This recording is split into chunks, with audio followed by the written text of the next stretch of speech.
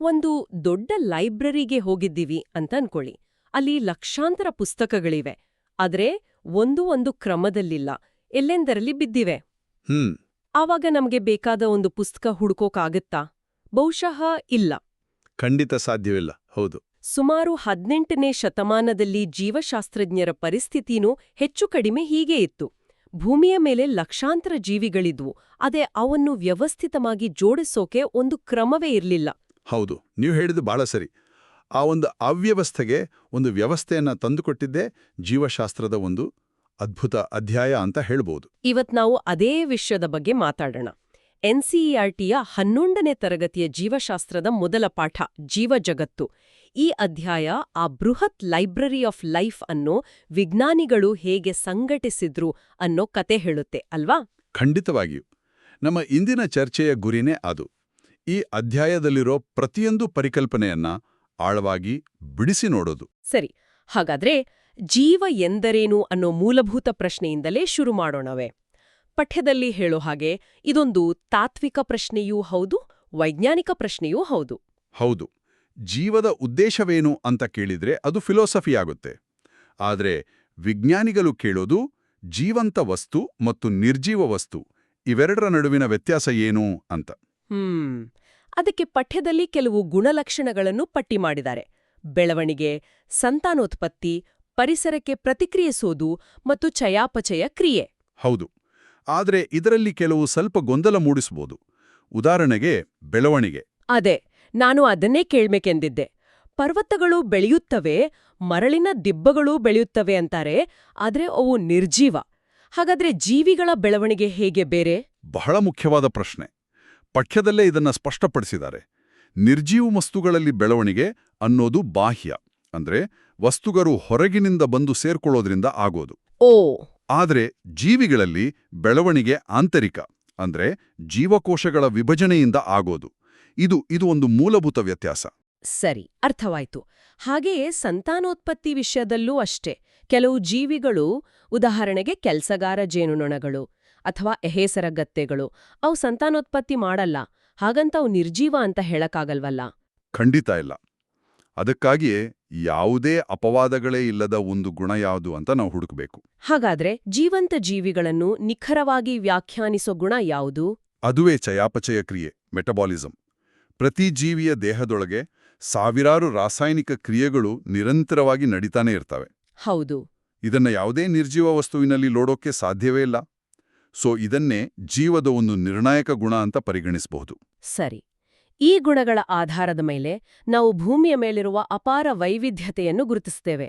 ಪಠ್ಯದ ಪ್ರಕಾರ ಇಲ್ಲಿಯವರೆಗೂ ಸುಮಾರು 1.7 ರಿಂದ 1.8 ಮಿಲಿಯನ್ ಪ್ರಭೇದಗಳನ್ನು ಗುರುತಿಸಲಾಗಿದೆ. ಹೌದು, 1.8 ಮಿಲಿಯನ್. ಆ ಸಂಖ್ಯೆಯನ್ನ ಕಲ್ಪಿಸ್ಕೊಳ್ಳೋದೇ ಕಷ್ಟ. ಅಷ್ಟೊಂದು ಜೀವಿಗಳನ್ನ ಅಧ್ಯಯನ ಮಾಡೋದು ಹೇಗೆ? ನೆನ್ಪಿಟ್ಕೊಳ್ಳೋದು ಹೇಗೆ? ಇಲ್ಲಿಯೇ ವರ್ಗೀಕರಣದ ಅವಶ್ಯಕತೆ ಬರುವಂತದ್ದು ಅಲ್ವಾ? ಖಂಡಿತ. ನನಗೆ ಇಲ್ಲೊಂದು ಗೊಂದಲ. ಪಠ್ಯದಲ್ಲಿ ಹುಲಿಗೆ ಪೆಂಥೆರಾ ಟೈಗ್ರಿಸ್ ಅಂತ ಹೆಸರಿದೆ. ನಮ್ಮಲ್ಲಿ ಹುಲಿ ಅಂತೀವಿ, ಬೇರೆ ಬೇರೆ ಭಾಷೆಗಳಲ್ಲಿ ಬೇರೆ ಬೇರೆ ಹೆಸರು. ಈ ವೈಜ್ಞಾನಿಕ ಹೆಸರುಗಳು ಯಾಕೆ ಬೇಕು? ಹುಲಿ ಅಂತಲೇ ಕರೆದ್ರೆ ಸಾಕಲ್ವಾ? ನಿಮ್ಮ ಪ್ರಶ್ನೆಯಲ್ಲೇ ಉತ್ತರ ಇದೆ. ಹುಲಿ ಅನ್ನೋದು ಕನ್ನಡದ ಹೆಸರು.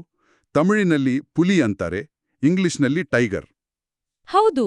ಈಗ ಒಬ್ಬ ಕನ್ನಡಿಗ, ಒಬ್ಬ ಜರ್ಮನ್ ವಿಜ್ಞಾನಿ ಮತ್ತು ಒಬ್ಬ ಜಪಾನೀಸ್ ಸಂಶೋಧಕ ಒಟ್ಟಿಗೆ ಸೇರಿದ್ರೆ ಯಾವ ಪದ ಬಳಸಬೇಕು? ಗೊಂದಲ ಆಗುತ್ತಲ್ವಾ? ನಿಜ. ಇದೇ ಸಮಸ್ಯೆಯನ್ನು ನಿವಾರಿಸೋಕೆ ವಿಜ್ಞಾನಿಗಳು ಇಡೀ ಜಗತ್ತಿಗೆ ಒಂದೇ ಹೆಸರಿರೋ ವ್ಯವಸ್ಥೆ ತಂದ್ರು. ಈ ಪ್ರಕ್ರಿಯೆಗೆ ನಾಮಕರಣ ಅಥವಾ ನಾಮೆನ್ಕ್ಲೇಚರ್ ಅಂತ ಹೆಸರು. ಅಂದ್ರೆ ಪ್ರತಿಯೊಂದು ಜೀವಿಗೆ ಒಂದು ಆಫಿಷಿಯಲ್ ಯೂನಿವರ್ಸಲ್ ಪಾಸ್ಪೋರ್ಟ್ ಹೆಸರು ಕೊಟ್ಟ ಹಾಗೆ. ಹೌದು, ಅದ್ಭುತವಾದ ಹೋಲಿಕೆ. ಈ ಹೆಸರುಗಳನ್ನ ಯಾರು ನಿರ್ಧರಿಸ್ತಾರೆ? ಅದಕ್ಕೇನಾದ್ರೂ ರೂಲ್ಸ್ ಇದೆಯಾ? ಖಂಡಿತ. ಅದಕ್ಕಾಗಿಯೇ ಅಂತಾರಾಷ್ಟ್ರೀಯ ಸಮಿತಿಗಳಿವೆ. ಸಸ್ಯಗಳಿಗೆ international code for botanical nomenclature ಅಂದ್ರೆ ICBN. ಓಕೆ. ಮತ್ತು ಪ್ರಾಣಿಗಳಿಗೆ international code of zoological nomenclature ಅಂದ್ರೆ ICZ. ಈ ನಿಯಮಗಳ ಚೌಕಟ್ಟಿನಲ್ಲೇ ಹೆಸರಿಡಬೇಕು. ಈ ಕ್ಷೇತ್ರದಲ್ಲಿ ಕ್ರಾಂತಿಕಾರಕ ಹೆಜ್ಜೆ ಇಟ್ಟಿದ್ದು ಕ್ಯಾರಲಸ್ ಲಿನ್ನಿಯಸ್ ಅಂತ ಪಠ್ಯದಲ್ಲಿ ಹೇಳಲಾಗಿದೆ. ಅವರ ದ್ವಿನಾಮ ನಾಮಕರಣ ಪದ್ಧತಿ ಬಗ್ಗೆ ಸ್ವಲ್ಪ ಬಿಡಿಸಿ ಹೇಳೋಣ. ಖಂಡಿತ. ಈ ಪದ್ಧತಿಯ ಪ್ರಕಾರ ಪ್ರತಿಯೊಂದು ವೈಜ್ಞಾನಿಕ ಹೆಸರಿಗೆ 2 ಭಾಗಗಳಿರುತ್ತವೆ. ಓ, ನಮ್ಮ ಹೆಸರಲ್ಲಿ ಫಸ್ಟ್ ನೇಮ್ ಸರ್ ನೇಮ್ ಇರುತ್ತಲ್ಲ ಆ ಥರನಾ? ನಿಖರವಾಗಿ ಅದೇ ಕಾನ್ಸೆಪ್ಟ್. ಮೊದಲನೇದು ಜಾತಿ, ಜೆನೆರಿಕ್ ನೇಮ್, ಮತ್ತು ಎರಡನೇದು ನಿರ್ದಿಷ್ಟ ವಿಶೇಷಣ, ಸ್ಪೆಸಿಫಿಕ್ ಎಪಿಥೆಟ್. ಉದಾಹರಣೆಗೆ ಮಾವಿನ ಹಣ್ಣಿನ ವೈಜ್ಞಾನಿಕ ಹೆಸರು ಮ್ಯಾಂಜಿಫೆರಾ ಇಂಡಿಕಾ. ಇಲ್ಲಿ ಮ್ಯಾಂಜಿಫೆರಾ ಅನ್ನೋದು ಜಾತಿ, ಇಂಡಿಕಾ ಅನ್ನೋದು ಆ ಗುಂಪಿನ ಒಂದು ನಿರ್ದಿಷ್ಟ ಪ್ರಭೇದ, ಅಂದ್ರೆ ಭಾರತದ್ದು ಅಂತ. ಇದರ ನಿಯಮಗಳು ಕೂಡ ತುಂಬಾ ಇಂಟ್ರೆಸ್ಟಿಂಗ್ ಆಗಿವೆ. ಈ ಹೆಸರುಗಳು ಲ್ಯಾಟಿನ್ ಭಾಷೆಯಲ್ಲಿರಬೇಕು, ಮುದ್ರಿಸುವಾಗ ಇಟಾಲಿಕ್ಸ್ನಲ್ಲಿರಬೇಕು, ಕೈಯಲ್ಲಿ ಬರೆಯುವಾಗ ಪ್ರತ್ಯೇಕವಾದಿ ಅಡಿಗೆರೆ ಎಳೆಯಬೇಕು. ಯಾಕೆ ಇಷ್ಟೊಂದು ಕಟ್ಟುನಿಟ್ಟಾದ ನಿಯಮಗಳು? ಉತ್ತಮ ಪ್ರಶ್ನೆ. ಇದು ಕೇವಲ ಅಲಂಕಾರಕ್ಕಲ್ಲ. ಲ್ಯಾಟಿನ್ ಒಂದು ಮೃತ ಭಾಷೆ. ಅಂದ್ರೆ ಈಗ ಯಾರೂ ಆ ಭಾಷೆಯನ್ನ ದೈನಂದಿನ ಬಳಕೆಯಲ್ಲಿ ಮಾತಾಡಲ್ಲ. ಹೌದು. ಹಾಗಾಗಿ ಕಾಲ ಬದಲಾದಂತೆ ಪದಗಳ ಅರ್ಥ ಬದಲಾಗುವ ಅಪಾಯ ಇಲ್ಲ. ಇಟಾಲಿಕ್ಸ್ ಯಾಕೆ ಅಂದ್ರೆ ಇದು ಸಾಮಾನ್ಯ ಪದವಲ್ಲ, ವೈಜ್ಞಾನಿಕ ಹೆಸರು ಅಂತ ಪ್ರತ್ಯೇಕವಾಗಿ ತೋರ್ಸೋಕೆ. ಸರಿ. ಪಠ್ಯದಲ್ಲಿ ಮ್ಯಾಂಜಿಫೆರಾ ಇಂಡಿಕಾ ಲಿನ್ ಅಂತಲೂ ಇದೆ.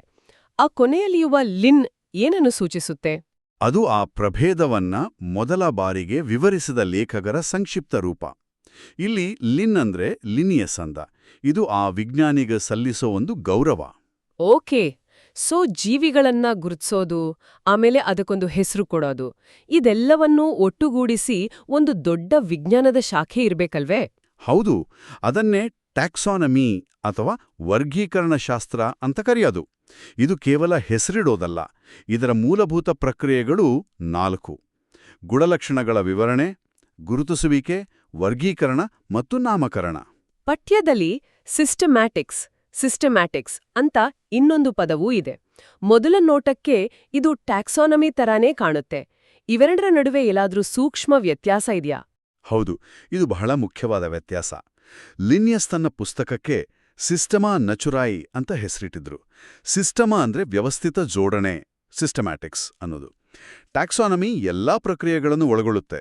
ಅದರ ಜೊತೆಗೆ ಒಂದು ಅತ್ಯಂತ ಪ್ರಮುಖವಾದ ಅಂಶವನ್ನು ಸೇರಿಸಿಕೊಳ್ಳುತ್ತೆ. ಅದೇನು? ಅದುವೇ ಜೀವಿಗಳ ನಡುವಿನ ವಿಕಾಸದ ಸಂಬಂಧಗಳು, ಅಂದ್ರೆ ಎವಲ್ಯೂಷನರಿ ರಿಲೇಶನ್ಶಿಪ್ಸ್. ಓ, ಹಾಗಾದ್ರೆ ಟ್ಯಾಕ್ಸಾನಮಿ ಅನ್ನೋದು ಒಂದು ಫೋಟೋ ಇದ್ದ ಹಾಗೆ, ಆ ಕ್ಷಣದಲ್ಲಿ ಜೀವಿ ಹೇಗಿದೆ ಅಂತ ಹೇಳುತ್ತೆ. ಆದ್ರೆ ಸಿಸ್ಟಮ್ಯಾಟಿಕ್ಸ್ ಒಂದು ಫ್ಯಾಮಿಲಿ ಆಲ್ಬಮ್ ಇದ್ದ ಹಾಗೆ, ಕೇವಲ ಈಗಿನ ಫೋಟೋ ಮಾತ್ರವಲ್ಲ, ಅದರ ಪೂರ್ವಜರು ಯಾರು, ಯಾವ ಜೀವಿಯಿಂದ ಯಾವುದು ವಿಕಾಸವಾಯಿತು ಅಂತಲೂ ಹೇಳುತ್ತೆ. ಇದು ದೊಡ್ಡ ವ್ಯತ್ಯಾಸ. ಅದ್ಭುತವಾದ ಹೋಲಿಕೆ. ನೀವು ಹೇಳಿದ್ದು ಸಂಪೂರ್ಣವಾಗಿ ಸರಿ. ಸಿಸ್ಟಮ್ಯಾಟಿಕ್ಸ್ ಜೀವಿಗಳ ಕುಟುಂಬ ವೃಕ್ಷವನ್ನ ಕಟ್ಟೋಕೆ ಪ್ರಯತ್ನಿಸುತ್ತೆ. ಈ ವರ್ಗೀಕರಣವನ್ನು ಮಾಡಲು ವಿಜ್ಞಾನಿಗಳು ಒಂದು ಶ್ರೇಣಿಯನ್ನು ಬಳಸುತ್ತಾರೆ ಅಂತ ಪಠ್ಯದಲ್ಲಿ ಹೇಳಲಾಗಿದೆ. ವರ್ಗೀಕರಣದ ಶ್ರೇಣಿ ಅಥವಾ ಟ್ಯಾಕ್ಸಾನಾಮಿಕ್ ಹೈರಾರ್ಕಿ. ಹೌದು. ಇದನ್ನ ನೋಡಿದಾಗ ನನಗೆ ನಮ್ಮ ಮನೆ ವಿಳಾಸ ನೆನ್ಪಾಗುತ್ತೆ. ದೇಶ, ರಾಜ್ಯ, ಜಿಲ್ಲೆ, ತಾಲೂಕು, ಹೀಗೆ ಕೆಳಗೆ ಬರುತ್ತಾ ನಮ್ಮ ಮನೆ ನಂಬರ್ ತಲುಪಿದ ಹಾಗೆ. ಅತ್ಯುತ್ತಮ ಯೋಚನೆ. ಅದೇ ರೀತಿ ಇಲ್ಲಿ ವರ್ಗೀಕರಣದ ಮೂಲ ಘಟಕ ಪ್ರಭೇದ, ಸ್ಪೀಶೀಸ್. ಪಠ್ಯದಲ್ಲಿ ಹೇಳುವಂತೆ ಮೂಲಭೂತ ಸಾಮ್ಯತೆಗಳನ್ನು ಹೊಂದಿರುವ ಮತ್ತು ಪರಸ್ಪರ ಸಂತಾನೋತ್ಪತ್ತಿ ಮಾಡಿ ಫಲವತ್ತಾದ ಮರಿಗಳನ್ನು ಉತ್ಪಾದಿಸಬಲ್ಲ ಜೀವಿಗಳ ಗುಂಪು. ಸರಿ. ಈಗ ಸಿಂಹ ಅಂದ್ರೆ ಪ್ಯಾಂಥೆರಲಿಯೋ ಮತ್ತು ಹುಲಿ ಅಂದ್ರೆ ಪ್ಯಾಂಥೆರ ಟಿಗ್ರಿಸ್, ಇವೆರಡು ಬೇರೆ ಬೇರೆ ಪ್ರಭೇದಗಳು. ಆದ್ರೆ ಅವುಗಳ ನಡುವೆ ಸಾಕಷ್ಟು ಹೋಲಿಕೆಗಳಿವೆ ಅಲ್ವಾ? ಖಂಡಿತ. ಹಾಗಾಗಿ ಇಂತಹ ನಿಕಟ ಸಂಬಂಧ ಇರೋ ಪ್ರಭೇದಗಳನ್ನ ಒಟ್ಟುಗೂಡಿಸಿ ಮುಂದಿನ ಹಂತ ಅಂದ್ರೆ ಜಾತಿ, ಜೀನಸ್ಯಲ್ಲಿ ಇರಿಸುತ್ತಾರೆ. ಅದಕ್ಕಾಗಿಯೇ ಇವೆರಡೂ ಪ್ಯಾಂಥೆರಾ ಅನ್ನೋ ಒಂದೇ ಜಾತಿಗೆ ಸೇರಿವೆ ಅಲ್ಲವೇ? ನಿಖರವಾಗಿ. ಅದೇ ರೀತಿ ಪಠ್ಯದಲ್ಲಿ ಕೊಟ್ಟಿರೋ ಇನ್ನೊಂದು ಉದಾಹರಣೆ ಸೊಲಾನಂ ಜಾತಿ. ಇದಕ್ಕೆ ಆಲೂಗಡ್ಡೆ, ಬದನೆಕಾಯಿ ಎರಡೂ ಸೇರಿವೆ. ಇವೆರಡನ್ನೂ ಫೆಲಿಡೆ ಅನ್ನೋ ಒಂದೇ ಕುಟುಂಬಕ್ಕೆ ಸೇರಿಸಿದ್ದಾರೆ. ಅದೇ ಅವುಗಳ ಗಾತ್ರ, ಸ್ವಭಾವದಲ್ಲಿ ಅಜಗಜಾಂತರ ವ್ಯತ್ಯಾಸ. ಯಾವ ಆಧಾರದ ಮೇಲೆ ಇವೆರಡೂ ಒಂದೇ ಕುಟುಂಬ ಅಂತ ನಿರ್ಧರಿಸ್ತಾರೆ? ಬಹಳ ಒಳ್ಳೆ ಪ್ರಶ್ನೆ. ಇದು ವಿದ್ಯಾರ್ಥಿಗಳಲ್ಲಿ ಸಾಮಾನ್ಯವಾಗಿ ಬರುವ ಗೊಂದಲ. ವಿಜ್ಞಾನಿಗಳು ಹೆಚ್ಚು ಮೂಲಭೂತವಾದ ರಚನಾತ್ಮಕ ಸಾಮ್ಯತೆಗಳನ್ನು ನೋಡ್ತಾರೆ. ಉದಾಹರಣೆಗೆ, ಫೆಲಿಡೆ ಕುಟುಂಬದ ಎಲ್ಲಾ ಪ್ರಾಣಿಗಳ ಹಲ್ಲುಗಳ ರಚನೆ, ಉಗುರುಗಳನ್ನು ಒಳಗೆಳೆದುಕೊಳ್ಳುವ ಸಾಮರ್ಥ್ಯ, ಇಂಥ ಗುಣಗಳಲ್ಲಿ ಹೋಲಿಕೆ ಇರುತ್ತೆ. ಅರ್ಥಾಯ್ತು. ಹಾಗಾದ್ರೆ ಈ ಕುಟುಂಬಗಳನ್ನ ಒಟ್ಟುಗೂಡಿಸಿ ಗಣ ರಚನೆ ಆಗತ್ತೆ. ಉದಾಹರಣೆಗೆ ಬೆಕ್ಕಿನ ಕುಟುಂಬ ಫೆಲಿಡೆ ಮತ್ತು ನಾಯಿಯ ಕುಟುಂಬ ಕ್ಯಾನಿಡೆ, ಇವೆರಡನ್ನು ಕಾರ್ನಿವೋರಾ ಅನ್ನೋ ಒಂದೇ ಗಣದಲ್ಲಿ ಇರಿಸಲಾಗಿದೆ. ಹೌದು. ಯಾಕಂದ್ರೆ ಇವೆರಡು ಮುಖ್ಯವಾಗಿ ಮಾಂಸಾಹಾರಿಗಳು. ಅದರ ಮೇಲಿನ ಹಂತ ವರ್ಗ, ಕ್ಲಾಸ್. ಉದಾಹರಣೆಗೆ ಕಾರ್ನಿವೋರಾ ಗಣ ಮತ್ತು ಪ್ರೈಮೇಟಾ ಗಣ ಅಂದ್ರೆ ಮಂಗ, ಗೊರಿಲ್ಲಾ, ಮನುಷ್ಯ ಇವೆರಡನ್ನು ಮ್ಯಾಮೇಲಿಯಾ ಅಂದ್ರೆ ಸಸ್ತನಿಗಳ ವರ್ಗದಲ್ಲಿ ಇರಿಸಲಾಗಿದೆ. ಕಾರಣ ಇವೆಲ್ಲವೂ ಮರಿಗಳಿಗೆ ಹಾಲುಡಿಸುತ್ತವೆ. ಹೌದು, ದೇಹದ ಮೇಲೆ ಕೂದಲು, ಬಾಹ್ಯ ಕಿವಿ, ಈ ತರಹದ ಗುಣಗಳು. ಈಗ ನಾವು ಶ್ರೇಣಿಯ ಮೇಲ್ಭಾಗಕ್ಕೆ ಬರ್ತಾ ಇದ್ದೀವಿ. ಮುಂದಿನದು ವಂಶ ವಿಭಾಗ, ಫೈಲಮ್ ಡಿವಿಷನ್. ಪ್ರಾಣಿಗಳಿಗೆ ಫೈಲಮ್ ಮತ್ತು ಸಸ್ಯಗಳಿಗೆ ಡಿವಿಷನ್ ಅಂತ ಬಳಸ್ತಾರೆ. ಹೌದು, ಸಸ್ತನಿಗಳು, ಪಕ್ಷಿಗಳು, ಸರೀಸೃಪಗಳು ಈ ಎಲ್ಲಾ ವರ್ಗಗಳನ್ನ ಕಾರ್ಡೇಟಾ ಅನ್ನೋ ಒಂದೇ ವಂಶದಲ್ಲಿ ಇರಿಸಲಾಗಿದೆ. ಯಾಕಂದ್ರೆ ಇವೆಲ್ಲವೂ ತಮ್ಮ ಜೀವನದ ಯಾವುದಾದ್ರೂ ಒಂದು ಹಂತದಲ್ಲಿ ಬೆನ್ನುಮೂಳೆಯನ್ನ ಹೊಂದಿರ್ತವೆ. ಮತ್ತು ಅಂತಿಮವಾಗಿ ಶ್ರೇಣಿಯ ಅತ್ಯುನ್ನತ ಮಟ್ಟ, ಸಾಮ್ರಾಜ್ಯ. ಎಲ್ಲಾ ಪ್ರಾಣಿಗಳು ಅನಿಮೇಲಿಯಾ ಸಾಮ್ರಾಜ್ಯಕ್ಕೆ ಮತ್ತು ಎಲ್ಲಾ ಸಸ್ಯಗಳು ಪ್ಲಾಂಟೆ ಸಾಮ್ರಾಜ್ಯಕ್ಕೆ ಸೇರಿವೆ. ಇಲ್ಲಿ ಒಂದು ಮುಖ್ಯ ಅಂಶವನ್ನ ಗಮನಿಸಬೇಕು. ನಾವು ಪ್ರಭೇದದಿಂದ ಸಾಮ್ರಾಜ್ಯದ ಕಡೆಗೆ ಮೇಲಕ್ಕೆ ಹೋದಂತೆ ಜೀವಿಗಳ ನಡುವಿನ ಸಾಮಾನ್ಯ ಗುಣಲಕ್ಷಣಗಳ ಸಂಖ್ಯೆ ಕಡಿಮೆಯಾಗ್ತಾ ಹೋಗುತ್ತೆ. ಎಕ್ಸಾಕ್ಟ್ಲಿ.